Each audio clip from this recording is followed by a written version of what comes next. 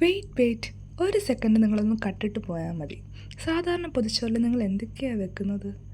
തോരൻ, മെഴുക്ക് പുരട്ടി, അച്ചാർ, ചമ്മന്തി, മുട്ട പൊരിച്ചത്, മീൻ പൊരിച്ചത്, ഇതൊക്കെയല്ലേ.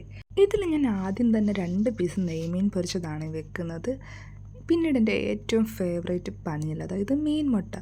പിന്നീട് ഞാൻ വെച്ചത് കണവ റോസ്റ്റാണ്. കുട്ടിക്കാലത്ത് എൻ്റെ ഭയങ്കര ഫേവറേറ്റ് ആയിരുന്നു. പക്ഷെ വളർന്നതിന് ശേഷം ഞാൻ തൊട്ട് പോലും നോക്കാത്തൊരു ഐറ്റമാണ്.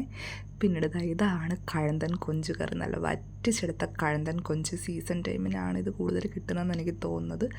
പിന്നീട് വെജെന്ന് പറയാനായിട്ട് ഈ ഉള്ളിത്തീയൽ മാത്രമേ ഉള്ളൂ. അമ്മച്ചിയുടെ സ്പെഷ്യൽ ഉള്ളിത്തീയലാണ് കേട്ടോ. 2-3 ദിവസം വരെ കേടുകൂടാതിരിക്കും. ചപ്പാത്തിയും പൊറോട്ടയൊക്കെ ആയിട്ട് ഈ ഉള്ളിത്തീയൽ കഴിക്കാൻ നല്ല ടേസ്റ്റാണ് കേട്ടോ. എന്നിട്ട് ഞാനിത് പാക്ക് ചെയ്ത്, അതായത് പൊതിഞ്ഞ് വെക്കുവാണേ. ഞാൻ ഹോസ്പിറ്റലിൽ പോയിട്ട് വന്നിട്ട് ഇത് തുറന്ന് കാണിക്കുന്നതായിരിക്കും.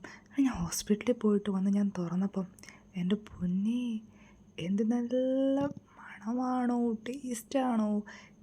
നല്ലതെന്ന് പറഞ്ഞാൽ എൻ്റെ ഒരുപാട് നാളത്തെ ആഗ്രഹമായിരുന്നു നെയ്മീനും കൊഞ്ചും കണവയൊക്കെ വെച്ചൊരു പൊതിച്ചോറുണ്ടാക്കി വെക്കണമെന്ന്. അങ്ങനെ ആ ആഗ്രഹം ഞാനിന്ന് സാധിച്ചു.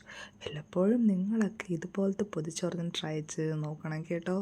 ഇത് കണ്ടോ, കണവയുടെ കൈയോ തലയോ, ആ സംഭവമാണിത് കേട്ടോ.